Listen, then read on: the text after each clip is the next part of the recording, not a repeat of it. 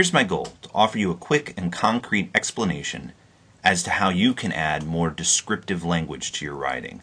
Now, you've heard this phrase before, show, don't tell, but it can be very abstract.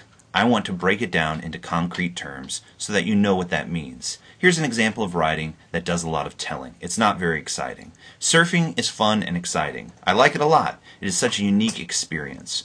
I read descriptive writing like this and I'm not very happy because there isn't much description. There's too much telling or literal language stating exactly what the writer means. There's no imagery attached. In other words, where's the picture?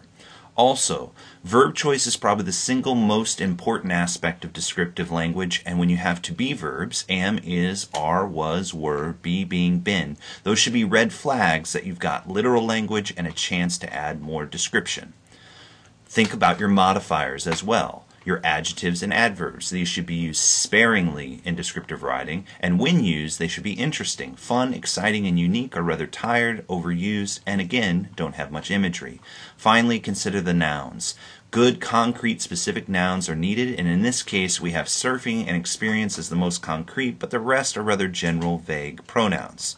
So, this writing is not very interesting. How do we improve it, though? I'll show you.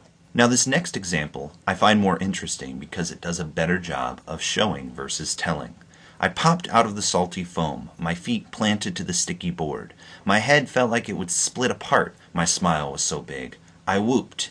Now in this case, I'm describing surfing in a way that shows the reader the experience as opposed to tells him or her the experience in a literal way.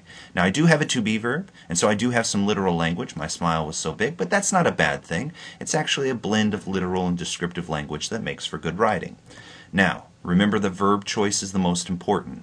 Consider these: popped, planted, split, and whooped. All of these are juicy, vivid verbs because they have imagery attached. There's sight imagery, sound imagery, and even touch that are associated with those verbs, and that carries the notion of description. Also, when I use modifiers, adjectives, and adverbs, I'm going to do that sparingly, but I want them to have impact. Salty and sticky are much more unexpected and therefore more effective. Finally, considering my nouns.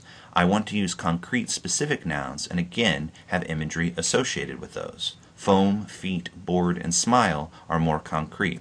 And so overall, this writing is much more interesting than my first example. In the last example, I'm going to show you how to add even more description. This last description of surfing makes me happiest because it's the most vivid and unique. I popped up, my feet gripping the tacky board. A grin wider than the horizon splashed across my face. A wild power from the ocean and from within me foamed up as I let out a long and loony whoop.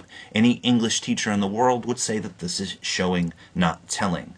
But again, why is that? It has to do with my verb choice. Popped, gripping, splashed, and foamed all have imagery attached, and a variety of imagery at that. Also, the grin is splashing across my face like water, and the sense of enjoyment is foaming up from within me as a wave rises from the ocean. I'm purposefully trying to add my own figurative language through my verb choice. Again, I'm looking at modifiers. Tacky, wild, long, and loony are unexpected and have a variety of imagery attached, not just sight images, but sound and touch as well. My nouns are concrete and specific and plentiful. Feet, board, grin, horizon, power, ocean, whoop. And I'm adding even more figurative language. The grin, I want to show how big that is. I compare it to the horizon. And my sense of enjoyment, that wild power, is rising from within me as the waves rise from the ocean. All of these come together then to take something that's very telling and literal and boring and making it much more interesting for the reader. If you focus on your verbs, consider your adjectives and adverbs. Think about the nouns that you choose and try to add some of your own figurative language. You're taking writing and making it more descriptive, or you're showing and not telling. And that will make any English teacher in the world very happy, and more importantly, any reader more interested in what you have to write.